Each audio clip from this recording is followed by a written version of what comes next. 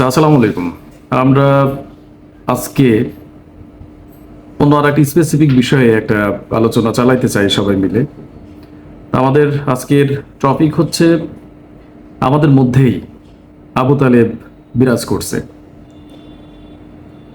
এই ব্যাপারটাতে আপনাদের অপিনিয়ন কি? বা আমরা যাদের সাথে চলি, আমাদের চলাফেরা যাদের সাথে, আমাদের সমাজে, পরিবারে বা প্রতিষ্ঠানে অনেকেই আছে যারা আবু তালেবকে বহন করে। এই বিষয়টা কি আসলে কিভাবে দেখেন আপনি? শেয়ার করতে পারেন প্রত্যেকের নলেজ।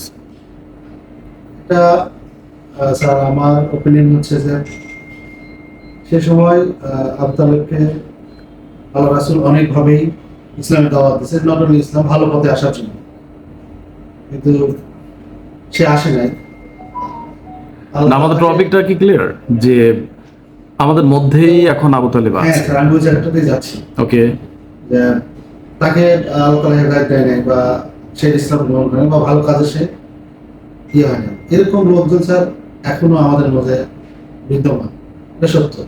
যা আমরা অনেকেই, অনেক ওলামায়ে কেরাম বা ভালো মানুষ যারা আছে, তারা আমাদেরকে স্যার ভালো পথে আসার জন্য ইনভাইট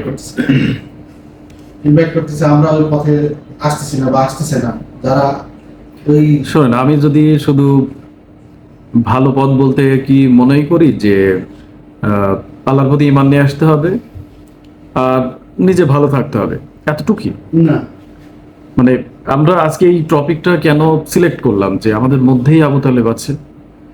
আপনি দেখেন যে আমরা তার আগে যদি বিশ্লেষণ করি যে আবু তালেব কেন সে মৃত্যুর সময় তাকে তার ইন্টিমেট আমাদের নবীজি মোহাম্মদ রাসূলুল্লাহ সাল্লাল্লাহু আলাইহি সাল্লাম তার জীবনে কখনো এতভাবে একেবারে কাছে যে নিবিড়ভাবে, যদি বলি যে কানের মধ্যে মানে ফিস ফিস করে যে বলেছে যে চাচা তুমি শুধু এতটুকুই বলো যে এই পৃথিবী আল্লাহ বানিয়েছেন, আমরা সবাই তার সৃষ্টি, কিন্তু সে গ্রহণ করে নাই কেন? প্রশ্নটা হচ্ছে এই জায়গায়, রিজনটা কি?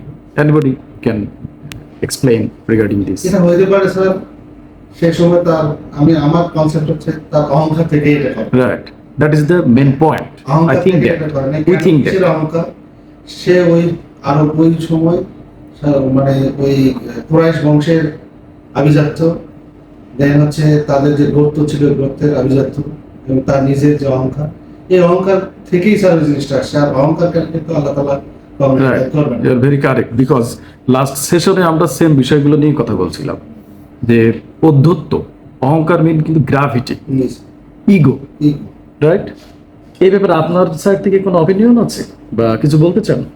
বলতে চাই যে আসলে আপনার পূর্বপুরুষের যে ধর্ম ত্যাগের সংকোচ, এটা কাজ করতো, এবং যে সামাজিক ও গোত্রীয় চাপ কাজ করতো। মানুষ কি বলবে, হয়তো জাহান্নামের ভয়ে আবু তালিব তার পূর্বপুরুষের ধর্মটা ত্যাগ করতেছে।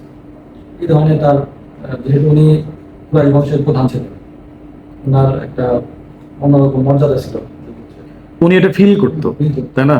এখন মানে প্রধান হয়েই উনি সব ছেড়ে, পূর্বপুরুষের ধর্ম ছেড়ে ইসলামের দিকে আসবে, এখানে একটা সংকোচ ছিল।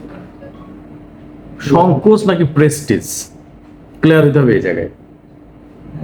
আই থিঙ্ক দ্যাট এটা প্রেস্টিজের ভয়ে সে এই কাজ করেছে। ইয়েস, আমরা আসলে এই জায়গাটায় আসতে চাচ্ছিলাম। কোনো প্রেস্টিজ নিয়ে চলা ব্যক্তিকে আল্লাহ পছন্দ করে না।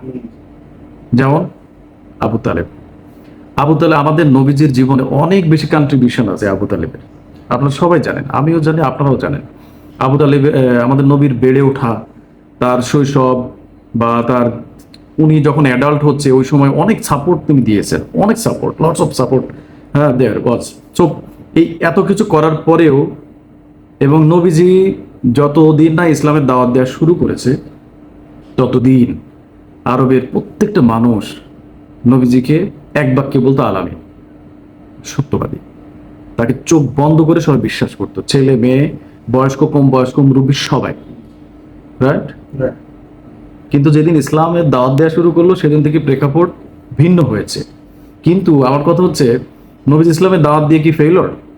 সাকসেস হয়েছে, সাকসেস হয়েছে না? নবীজির দাওয়াতের মাধ্যমে তো একজন আবু বকর তৈরি হয়েছে, একজন অমর ফারুক তৈরি হয়েছে। অমর ফারুকের হিউজ হিস্ট্রি আছে যেগুলো নিয়ে আমরা গ্রাজুয়ালি কথা বলবো, কিন্তু আলী তৈরি হয়েছে, ওসমান তৈরি হয়েছে, এরকম অনেক সাহাবী তৈরি হয়েছে, যেটা হওয়ার কথা ছিল আবু তালিবের ক্ষেত্রে। এবং আবু তালিব কিন্তু খুব নিবিড়ভাবে বা খুব গভীরভাবে আমাদের নবীজির সাথে সে চলাফেরা করত, নবীজিও করত। সো এত কাছে থেকে নবীজি দাওয়াত দেওয়ার পরেও, মৃত্যুর আগেও যখন কানের মধ্যে বলেছে, সেই সময় সে আল্লাহকে স্বীকার করে না। রিজনটা কি?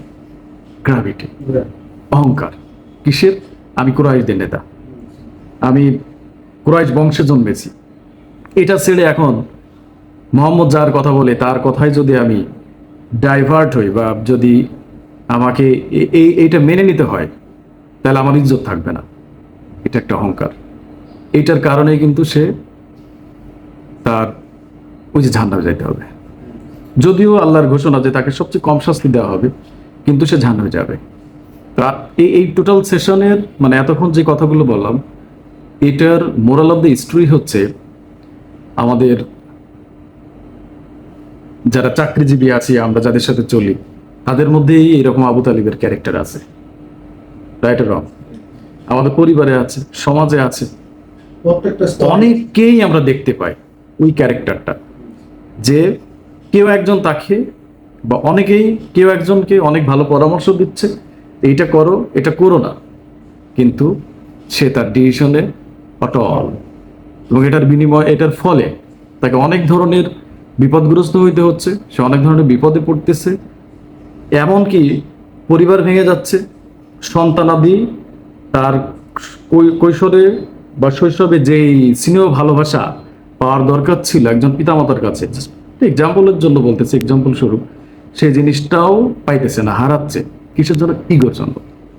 সো ইগোর জন্য যদি আবু তালেব জাহান্নামে যায়, নবীজির সাথে চলাটা তো ছিল একটা সৌভাগ্যের বিষয়। কি আমি কি ঠিক বলতেছি? নবীজিকে যে পেয়েছে, নবীজির সাথে যে চলেছে, তার জন্য ছিল এটা চরম সৌভাগ্য। কিন্তু আবু তালেবের জন্য কিন্তু দুর্ভাগ্য, তার কপালে ভালো কিছু জোটে নাই, অহংকার এবং ইগো। এটা বাদ দিতে হবে। পারবো আমরা? এটাকে ধারণ করতে হবে, আইদার অন্য কোনো কিছু দিয়ে, অ্যাটলিস্ট ইসলামের যে পারসেপশন বা মৃত্যুর পরে যেই বিশাল বিচার ব্যবস্থার মুখে দাঁড়াইতে হবে, সেই জায়গায় যে আমাদের কোনো উপায় থাকবে না। I think that, we think that, yes. So এটা আমরা ধারণ করবো ইনশাল্লাহ। ধন্যবাদ সবাইকে, আল্লাহ হাফিজ।